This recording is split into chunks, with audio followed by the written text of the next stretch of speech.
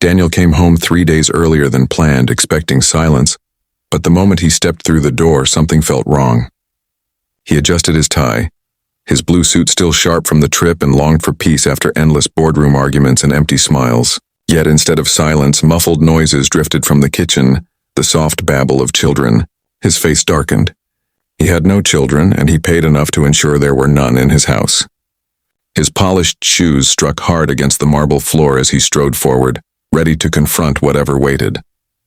The sight that greeted him stopped him cold, then filled him with rage. His maid Elena stood in her blue uniform and yellow gloves, wiping the counter as if everything were normal.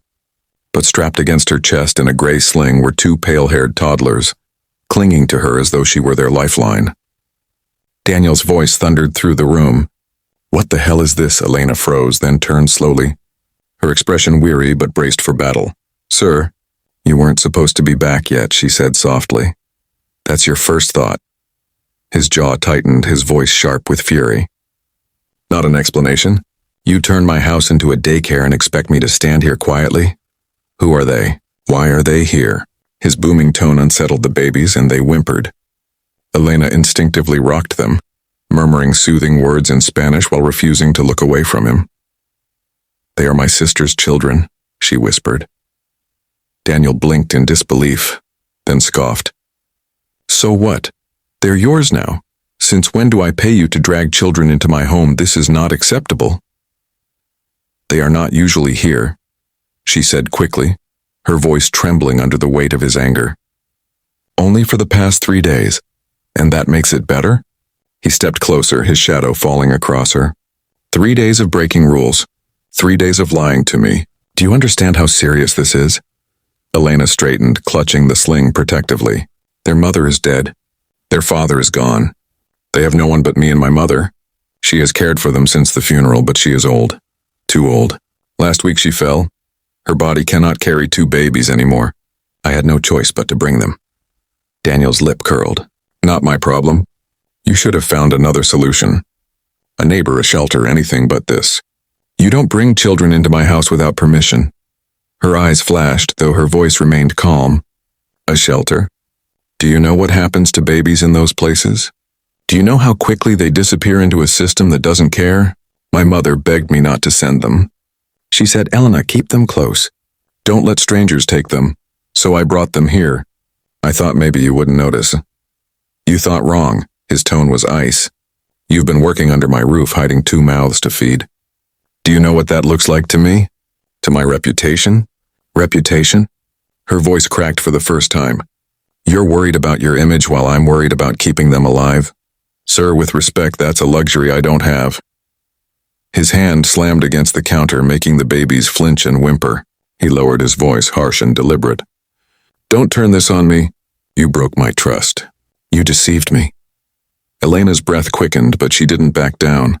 She adjusted the sling, pressing the babies closer to her chest as though shielding them from the world. "Yes, I broke your trust," she admitted, her voice steady. "But I didn't break my promise to my sister.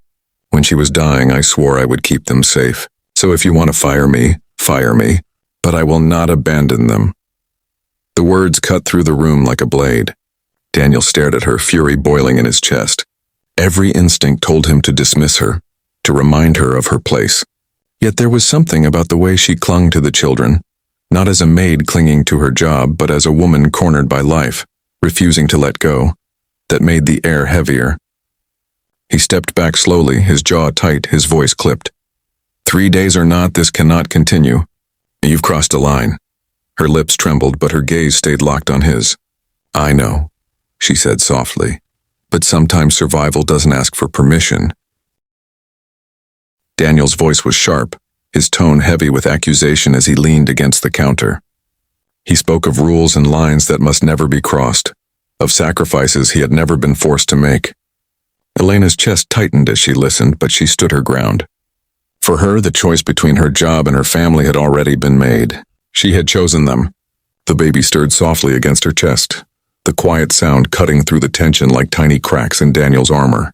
He pressed his palms to the counter, his jaw tight, his eyes fixed on her. For a maid, she carried herself with more defiance than many of the men who sat in his boardroom. "You think I should just let this slide?" he said, his voice measured, controlled. You think I built all of this by allowing people to bend the rules? Her throat tightened, but her tone was steady. No. I think you built it by making decisions when others were too afraid. And I am not afraid to tell you this is my decision. I will not abandon them. Frustration flickered across his face. He wanted to tear apart her words, to remind her of her place, but his eyes drifted to the children. One small hand slipped free of the sling, fingers curling as if reaching for something unseen. You lied to me, Daniel said coldly. I did not lie, she corrected softly. I hid them. And yes, that is betrayal. But it was only 3 days. Before that, my mother did everything. She fed them, rocked them, prayed over them. But her body is failing. You know what happens when time takes away your strength. I could not leave her to collapse under the weight of 2 babies. She begged me not to. Her voice cracked, and Daniel noticed. It unsettled him more than her defiance. He rubbed his jaw, pacing once across the kitchen floor. So what now? You expect me to run a mansion around your family drama? To let you carry babies while you clean countertops? I expect nothing, Elena replied firmly. I expect you to do what you want. Fire me, replace me, erase me from this house. But at least I will leave with my dignity intact. Because I did not walk away from them. I did not look the other way. Her words landed with weight he could not easily shake off. Daniel's gaze lingered on her, something shifting behind his sharp eyes. He was not used to being challenged. Not in his boardroom and not in his own kitchen. One of the babies fussed again, a soft cry breaking the silence. Elena rocked them gently, whispering lullabies in her native tongue. Her body was rigid, waiting for his decision. Daniel exhaled slowly, his fists loosening. He saw her not as a maid, but as a woman carrying grief, duty, and poverty, yet still standing in front of him with a strength few possessed. You should have told me from the start, he said. I know, Elena admitted, her eyes glistening. I was afraid. Afraid you would see me as weak. Afraid you would toss me out. I could not risk losing everything in one moment. And yet here we are, Daniel muttered. If you want me gone, say it. I will pack tonight. The words slipped from his lips before he could stop them. I am not firing you. Elena blinked, startled. What? You heard me, Daniel said, his voice still carrying authority but softened. You made a mistake. Yes, a big one. But I have seen men with millions in their pockets who would never lift a finger for anyone but themselves. And you carried 2 babies while scrubbing my house. That kind of loyalty and strength is not something I can dismiss. Her chin lifted, though tears brimmed in her eyes. So what happens now? Daniel looked at the babies again. Their eyes followed his movements, wide and unknowing. For the first time in years, he felt something stir inside him, something unshakably human. Now we set boundaries. They do not come here again unless I say so. But I will make sure your mother gets help. Real help. Doctors, medication, maybe a nurse to ease her burden. He paused, his tone lowering. And as for them, I will see what can be done. No shelters. No system that swallows them whole. Shock widened Elena's eyes. You would do that? He nodded once, firm. Not for them, for you. Because you have proven something most people never do. That some promises are worth breaking rules for. Her knees weakened, but she held herself upright, clutching the sling close to her chest. Thank you, sir, she whispered. Daniel turned away, his expression unreadable. Yet the steel in his posture had softened, replaced with the weight of responsibility he had not expected to feel.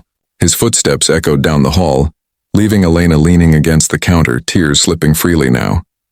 The babies pressed close, their tiny breaths warm against her skin. She kissed the tops of their heads and whispered, We are safe, my loves. For now, we are safe. The house grew quiet again, but something invisible had shifted. For Daniel, wealth had always been measured in numbers and deals. That night, as he walked away, he felt the truth settle into him. Sometimes wealth was not counted in dollars, but in the lives you chose not to walk away from.